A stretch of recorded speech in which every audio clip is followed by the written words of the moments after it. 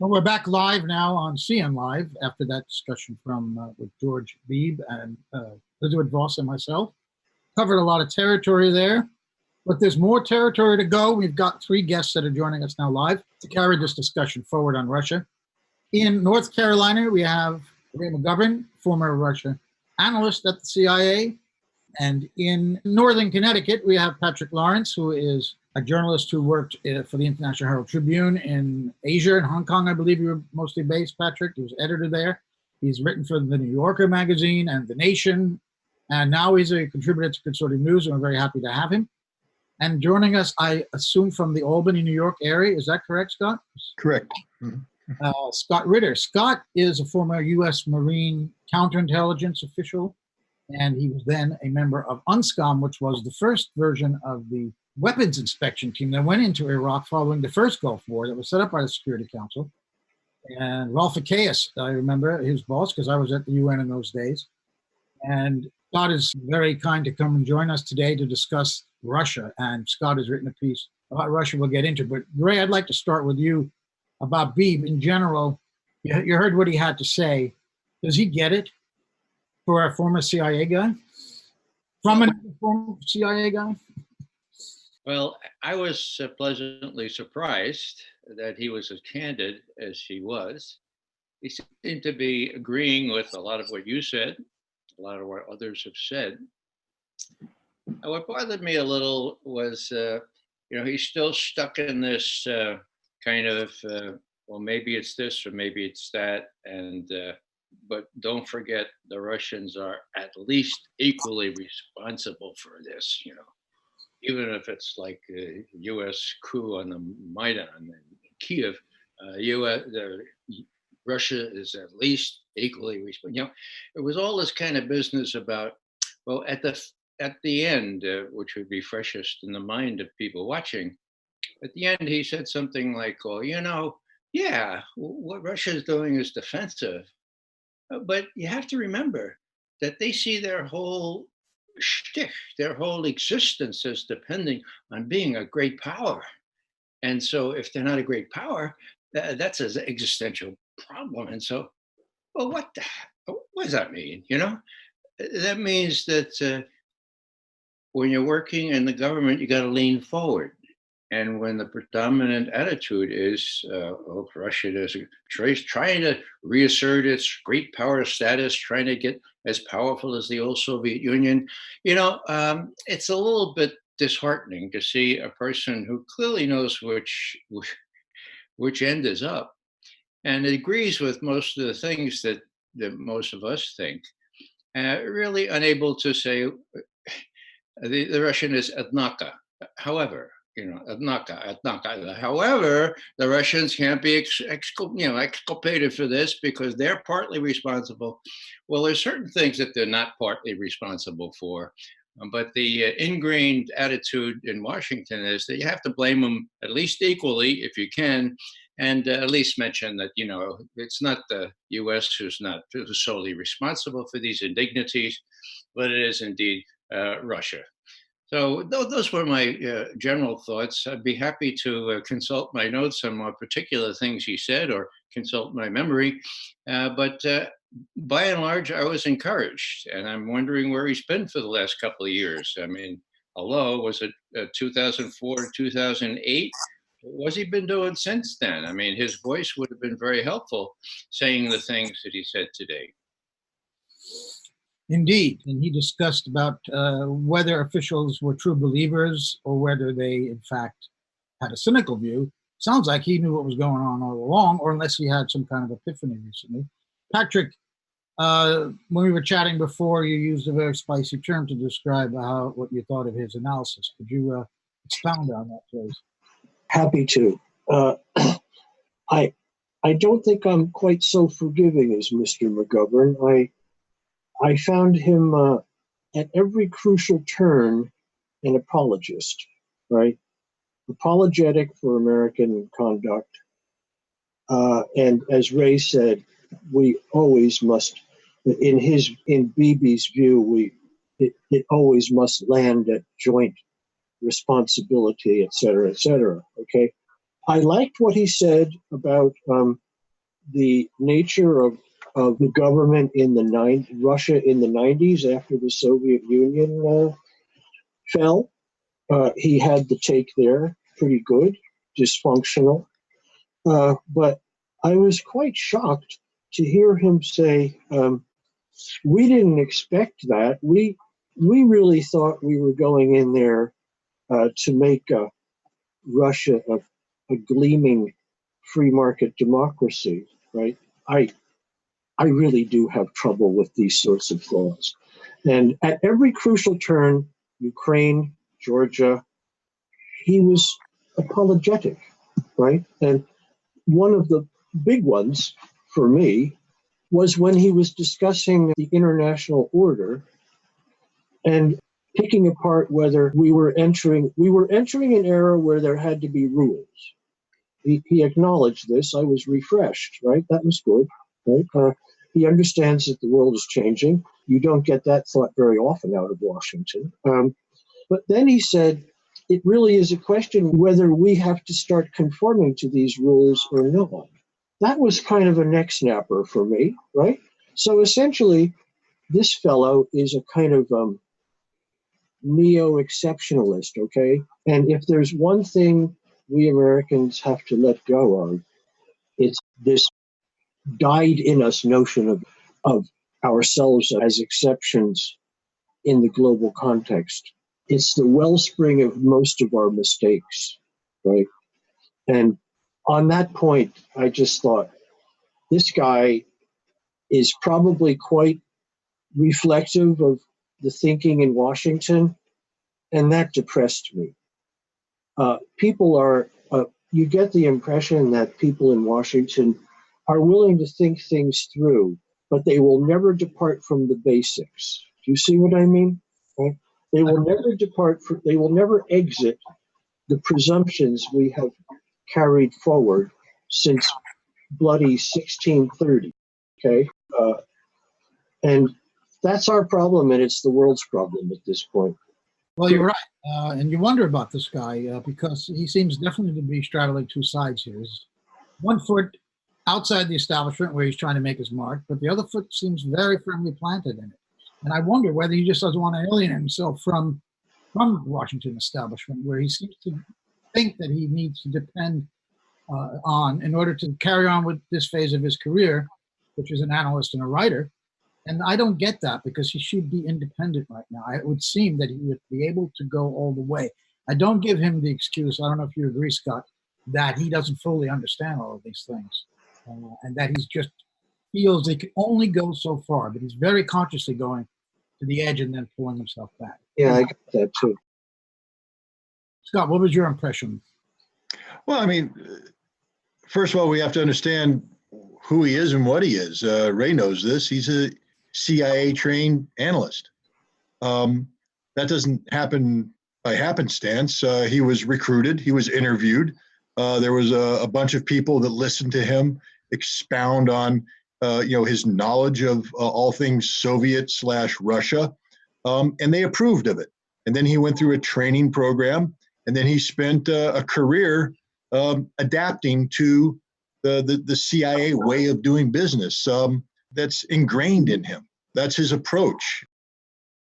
And you can't expect the day he stops working for them. First of all, you don't stop working unless you're somebody like Ray or myself who have divorced ourselves from the government. At the end of the day, he'll be brought back as an expert. He'll be brought back as a consultant. There will be an income stream. He'll be speaking at think tanks, etc. And he has to conform to the mainstream. So I think the way to treat him isn't to say, what is he saying as his main argument, but to understand that on the periphery, he is deviating from the mainstream, and that's a victory. The more of these intelligence professionals we can get to deviate, even if it's just on the periphery from the main story, the more we generate debate, the more we generate discussion. And that's the point. We're never going to change his mind. You need to accept that. You're not going to change his mind. But what you can do is, through a discussion with him, affect the thinking of the people who are watching this program. And that's the most important thing. Well, I mean, Ray is a CIA trained analyst, and look what happened to him. Maybe Beebe has to grow a beard at the same length. And maybe he has to grow a beard. You reached the same age, ripe age, to be able to see this. No, nothing happened to Ray. Ray chose to do what he's doing. Right? Well, Active tense. I was lucky because I could leave. I was old enough, believe it or not, to leave at age 50. And I had the requisite service overseas and so forth. So just as it was getting really bad, just as Bobby Gates and Bill Casey were really screwing up, I was able to leave. I'd like to make a couple of small points here. One is that, Beebe is one of those who stayed in his position as head of Russian analysis. You have to lean forward. This is a expression I got from an intelligence community officer, a pretty high level. He was seconded to the intelligence community staff, and he was from NSA. And I said, why did you falsify the information before Iraq? And he said, well, we were told to lean forward. We were told to lean forward, so that's what we did. As if leaning forward was all right, I mean, there was no apology in his tone, but we were leaning forward. What does that phrase mean? I don't get that. Well, it means that, if the Russians are the incarnate evil, that you really have to kind of lean forward and sort of dovetail your views on Russia, and especially what you say about Russia, so that nobody can say, well, don't you believe that they're incarnate evil? And most of that had to do with Iraq and other things, but the Russians were right in there. Of course, we had Bolton getting out of the ABM treaty, which Scott knows more about than anybody. And we had all kinds of bad things happening. I never heard any demurral from Beebe because he was sort of leaning forward. Now, that's not an excuse. One can understand that's how he stayed in it. Now, it should be different. I think I argue strongly it should be different. He knows what the leaning forward was. Now it's more a case of preserving your position, as Scott said, with appropriate cynicism. So they'll be back, invited back to train people in Russian studies and all that kind of stuff.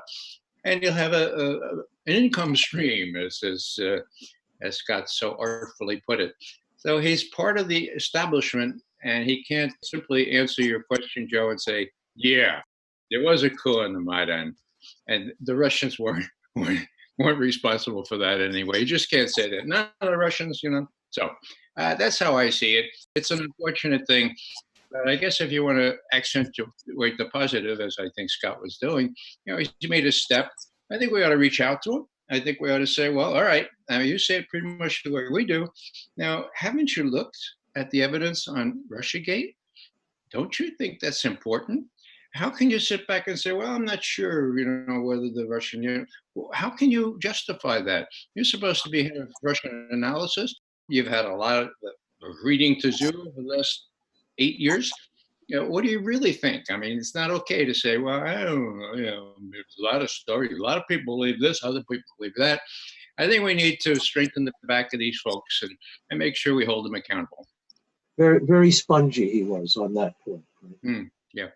I wonder if being ostracized was not also one of his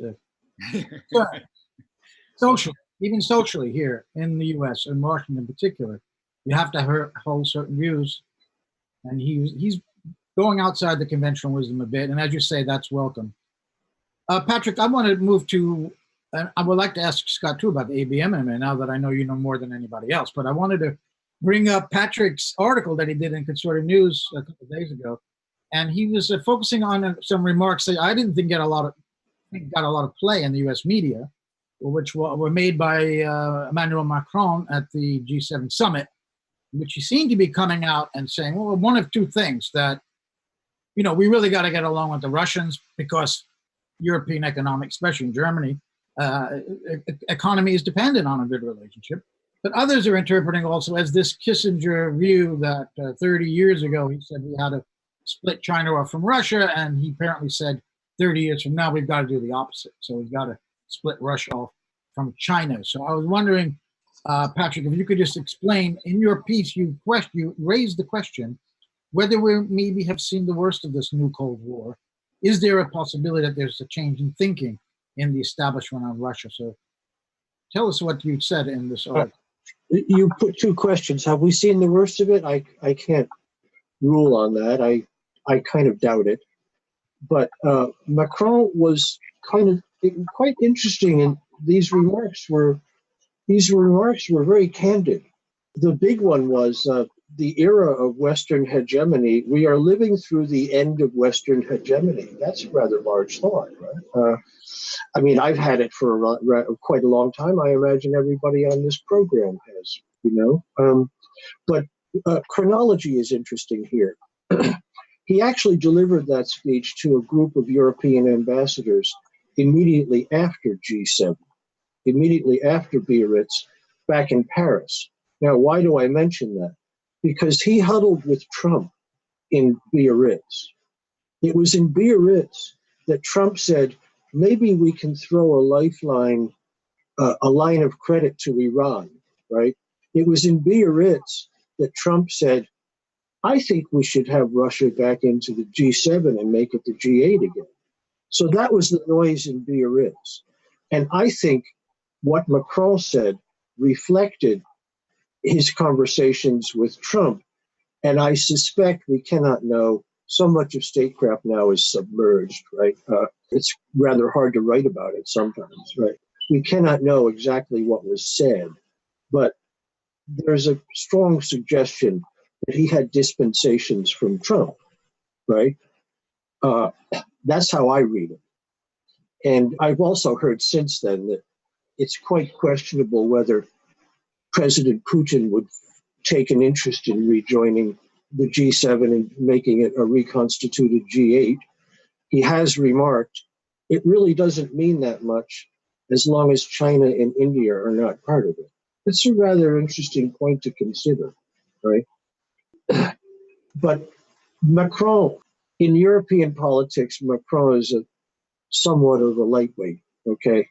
He's second fiddle to Chancellor Merkel, and he wants to make a mark, right? So how will he do that? Well, he does take a certain pride in being one of the only Europeans who can bear a conversation with Donald Trump, right? That's perhaps to his credit, right? And so I think the indications are he may want to be a sort of bridge across the Atlantic from the continent to Washington. He may want to play that role. He may want to have sort of Gaullist fantasies the way Boris Johnson has. Every PM in England seems to have Churchillian fantasies, right? He may want to be a somewhat of a neo-Gaullist and say, we Europeans need to act on our own interests now. It's an interesting thought, but a lot of us have been twiddling our thumbs for decades waiting for that sort of thing to occur, right? And it doesn't. So bearing in mind Macron's somewhat, his sort of welterweight status in European, among the major European powers, we have to see where this goes. But brilliant that these things were articulated. Wonderful. Right? But it's gone away. I mean, there's no ramifications from those remarks. As you say, the ending Western hegemony. No take-up. Nobody's picked up this theme. Right? So he's playing to a goal. He's trying to, as you say, try to seem like he's Charles de Gaulle, and I'll believe that when he takes France out of NATO. Wouldn't we love that? And also, don't forget, he's not doing well on the domestic side with the Gilets jaunes and all that stuff, right? So here's another chance for him to look splendid, statesman. It was all to effect. You don't think he really meant much of it? Well, I mean, one awaits, but I think just as we were saying with Beebe, the note was sounded good enough, right? In the same way with Macron, these things were articulated. I was stunned and quite pleased. Scott, should we be bothering? Should we be talking about what Macron said at all? Oh, well, absolutely. I mean, there's something going on here that most Americans only pick up on the periphery, and that's a no-deal Brexit. That's becoming a distinct reality. And it's not just about what's going to happen with the United Kingdom and Great Britain. It's what's going to happen to Europe. There's a struggle going on in Europe about what the future of Europe's going to look like in a post-Brexit environment. What people don't understand is 27% of the European economy is going to be gutted. It's gone. And what happens to the European bank? Who's going to underwrite all this liberal financing that Macron's been pushing the Germans to do, to the distinct disadvantage of the German bankers, who are very unhappy with having to underwrite Italy and Portugal and all these other failing economies? We had a situation where Germany was starting to harden its position and take the lead on a reconciliation with Russia, the reality that they need Nord Stream 2. They need gas coming in. They need normalization of relations. And in a hard exit, a no-deal Brexit, Europe is going to split into two camps. One camp is going to be led by Germany and the more conservative nations that are going to speak about the need for economic conservatism. The other camp is going to be led by Paris, by Macron, by France, which is going to talk about the need to freely lend money to these failing economies, to prop them up, to keep the euro afloat. And to do this, though, you can't be buying into the American philosophy of confronting Russia on a continuous basis. And so I think what Macron is doing is recognizing that the future of Europe is dependent upon not allowing, as he said, not allowing Europe to become a battleground between the United States and a China backed by Russia. That there's going to be this fight, this struggle that's going to go on for decades between the United States and China. Do you want Russia to be aligned with China and therefore turn Europe into a battleground? Or do you want to draw Russia back into Europe so that the Europeans can stand to one side and let the Americans and the Chinese duke it out? I think that's where Macron's coming from. Whether he has the gravitas, whether he has the resume to pull it off, as Patrick said, he is no Angela Merkel. His economy is not the German economy. Maybe his bark is a heck of a lot more than his bite, but he threw his hat into the ring. He's a player right now. And the fact is, you're right. He whispered in the ear of Trump. There's something going on between Trump and him. There's a wink and a nod taking place. These things don't occur in a vacuum. So maybe Macron has the backing of the United States to initiate this dialogue, to begin the discussion about bringing Russia back into the fold. I agree with what Scott just said. I also would like to refer back to what Patrick said. It's more than rhetoric. If memory serves, didn't Macron offer Iran some substantial economic credits or whatever? A $15 billion bailout, yes. Yeah, and didn't he? Negotiation now. Yeah, and didn't he also, as has been said, whisper in Trump's ear, it might be a good idea to invite the Iranian foreign minister, who is persona non grata in the U.S., and maybe you might want to talk to Rouhani. You could do it at the UN in New York. I think there's a lot of whispering, but I think that Trump, now that he's rid of Bolton, he might be able to listen to these people, even if Macron's in it for his own profile. It seems that there's more substance to just the rhetoric. And I applaud Patrick for describing all these straws in the wind, which I think do add up to something, something not right now. Patrick wasn't suggesting something right now. But if you look at all these things, you see that, well, Macron is playing a very interesting role. And he apparently not only can bear talking to Trump, but he can whisper in his ear, and wonder of wonders, Trump listens. And Patrick made another point in his piece about the editorial in the New York Times, which seemed to be taking a similar line, saying it was time to get closer to Russia because China's the real enemy.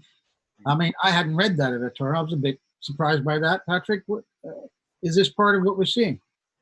As you say, they listen to their establishment sources. It got me out of the chair when I read that. The Times is Russophobia central, right?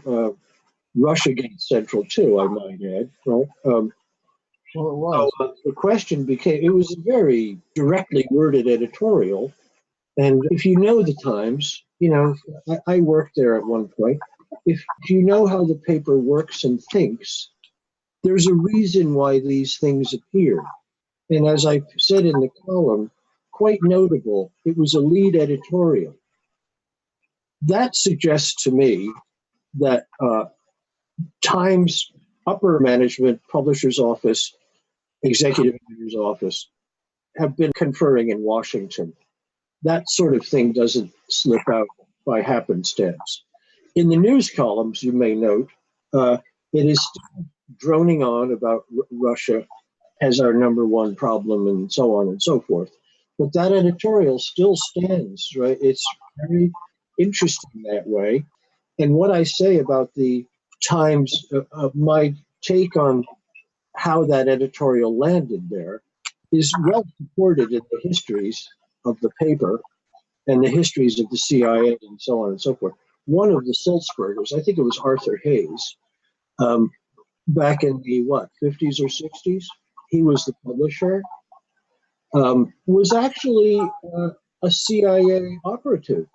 That's in the books, right? And so these things cannot be doubted equally. Certain correspondents I prefer not to name are forever mentioning in their pieces, this has been checked with the National Security Agency and they have said that there's no harm in publishing it, et cetera, et cetera. So you really do have a very poisonous, well, you and I are hacks together, Joe, right? You really do have a very poisonous relationship between the New York Times and power in Washington. It really astonishes me that it goes on like this, but there we go, right? Russophobia. This is why I put weight on that editorial, right? You know that last night the Democrats had this debate, and I read that the word Russia did not appear once. No one, whereas that's all they talked about not too long ago. They're not talking about it at all, right? You want to know what I think there? RussiaGate has collapsed. Everybody wants to find the side exit, and they can't find one. And so the solution available is just don't talk about it. Extraordinary. Yes. Well, you know, you have the executive editor of the New York Times, Dean Paquette. He briefs his people, and we have the transcript. Look, he doesn't say it outright, but he says, we're really screwed up on RussiaGate. 2 years plus. Look, let's get him on. Oh, racism. Yeah, racism. Yeah, he's a racist. Let's get him on that, and maybe corruption. Corruption's good too. But hey, stop already with the RussiaGate. Well, what happens? 1 week later, David Sadler and all these guys do this item that Scott has dissected so beautifully. I've seen Scott's draft, and you know it's quite a wonder to see. Well, screw Paquette. We do our own thing here, and our best source, John Brennan, man, we have to help him out now because he's in deep kimchi. And so what we'll do is strengthen the big lacuna here. The lacuna being that special source that Brennan sent around in a sealed, double sealed, triple sealed envelope saying, aha, Putin personally ordered the hacking of the DNC. That was incredible. That was not possible to believe at the time. Now we have Brennan really squirming, and the New York Times trying to consult us and construct this elaborate explanation of how this went down and giving a last gasp reality to it as best they can. The whole thing is falling apart, but not without a lot of last gasps because Brennan, Clapper, Comey, in an ideal world, they'll end up in jail. I don't know if that's going to happen, but at least the evidence is out there. Congress has it. DOJ has it. The special prosecutors now working Durham and so forth have it. So they have the wherewithal to do this. And here's the New York Times still trying to protect the source that gave them all this great information about RussiaGate and how the Russians interfered. It's really quite remarkable. That was a good segue into Scott's piece, which will be appearing on Consortium News after this broadcast. Scott, do you want to talk a little bit about it? Is it possible to talk a little about this? Quite an involved story, but if you could just tease it out a little bit without giving the whole thing away. We know a couple things happened between April of 2016 and June of 2016. There was a cyber event that occurred at the Democratic National Committee's headquarters. Emails were accessed, and they ended up being published. There's some controversy about this. The Democratic Party, working with CrowdStrike, a notoriously anti-Russian cybersecurity firm, and working implicitly, at least, or on the sidelines with the FBI, who sat back and let this happen, created this mythology of the Russians hacking the Democratic National Committee and then deliberately leaking the information gained from this attack to the media in a way that damaged Hillary Clinton's candidacy. This became an attack on American democracy. One of the problems, though, in the June timeframe is that the FBI hadn't bought into that scenario yet. They weren't ready. The FBI wasn't ready to go public with this information. The other thing that was happening about this time is that a gentleman named Christopher Steele, a British intelligence, former British intelligence operative, was starting to publish reports that he had prepared based upon his so-called intelligence sources, reports that were paid for by the Democratic Party, and apparently were written for the explicit purpose of undermining the Trump campaign and assisting Hillary Clinton. And one of the key reports at this time that was getting attention dealt with Carter Page, a Trump advisor who had traveled to Moscow in July. This information was being floated by Brennan to Harry Reid and to other congressmen in the late July, early August timeframe. Even though ostensibly the FBI hadn't taken control of this information, it was definitely in the hands of Harry Reid. He all but admits it.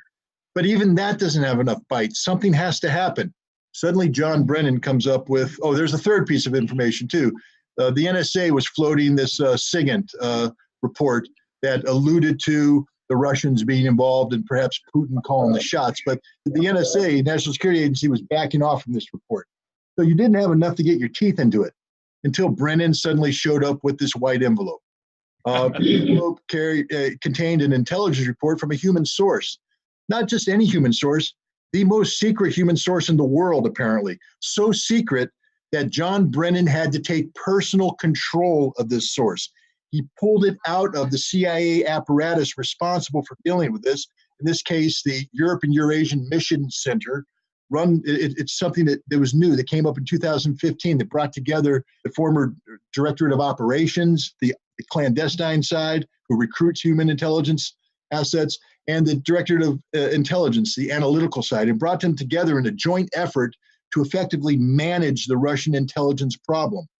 Apparently that wasn't good enough. Even though this was Brennan's brainchild, the mission, he pulled this source out of that, created his own special fusion cell of hand-picked analysts from the CIA, the FBI, and the NSA, so they could merge this human intelligence report with the NSA SIGINT, with Christopher Steele's report, to come up with a narrative about how Russia interfered. He took this report, which said that President Putin personally ordered the attack on the Democratic National Convention, and it was done to tip the scales in favor of Donald Trump.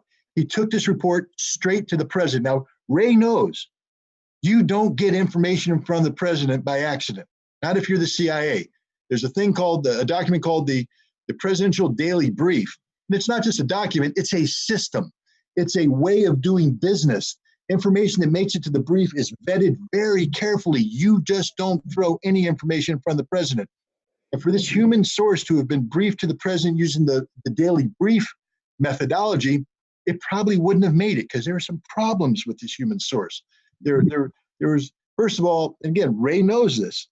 If you have a human source reporting and you've tested his access and it's limited access, and suddenly out of the blue, he comes up with the report, the one that answers every question you ever had, the one that makes you feel good about every narrative you put forward, the one that says that Putin is responsible. That's a red flag in and of itself. And the counterintelligence staff will immediately call to halt and say, we need to check, why is suddenly this guy getting the access he's getting? Well, Brennan didn't allow that to occur. He pulled the source from the center, took control of it, and then bypassed the Presidential Daily Brief to go straight to Barack Obama and his inner circle and say, look what I got. Look what I got. And it impacted things because the president acted on this. And again, Ray knows this. If you're the CIA and you get the president to act on something, that's a big deal. That's huge. Obama went straight to Putin at the G20 meeting, looked Putin in the eye and said, "We know what you're doing. Stop it."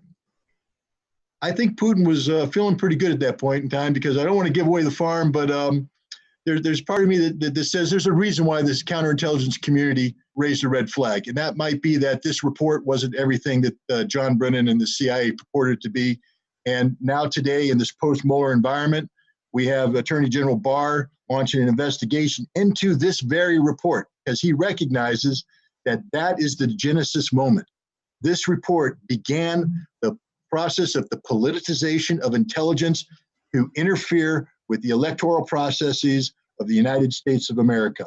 And if Barr can get his hands on this information, learn more about this source, learn how it was mismanaged, learn how this information was not treated properly, that can be the end of a lot of careers in Congress and elsewhere. A lot of people have been saying that, and I think it's a kind of an insult to people with brains.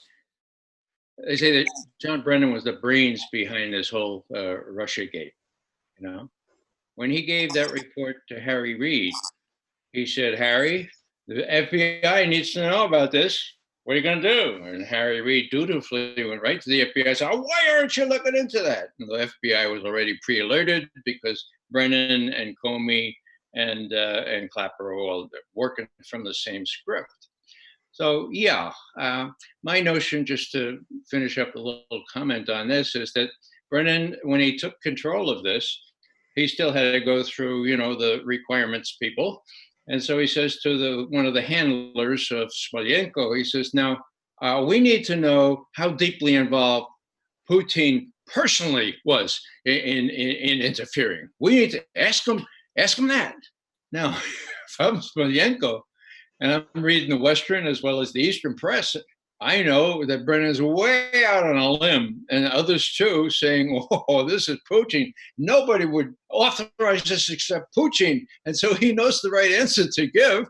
He's working for money. He doesn't want to be shut down. And so he gives this report, sends it back, or however he does it, and he says, "Oh, yeah, involved. Putin orchestrated the whole thing. And you put that in your memo, sure." And of course, he gets an extra $1 million for that in the bank for saying what the correct answer was. So when, and hopefully it happens, when Barr and the other prosecutors and the inspectors general, when they look into this, they have the paper. They already know about Brennan. The real question is, will they have the guts?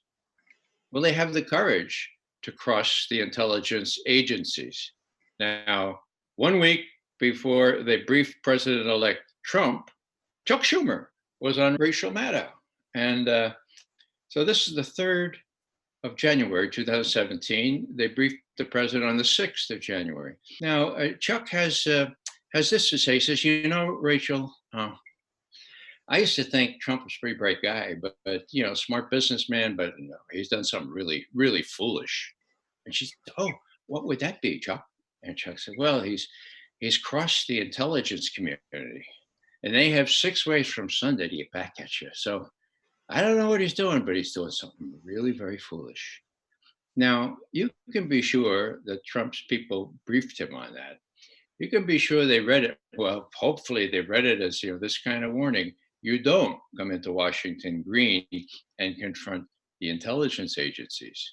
And so when Comey stayed behind after briefing the president-elect and said, "Now, Mr. Trump, I don't know how to tell you this. I mean, it's very embarrassing, but we have this dossier, and it tells about, well, it alleges that during your trip to Moscow, you were consorting with prostitutes.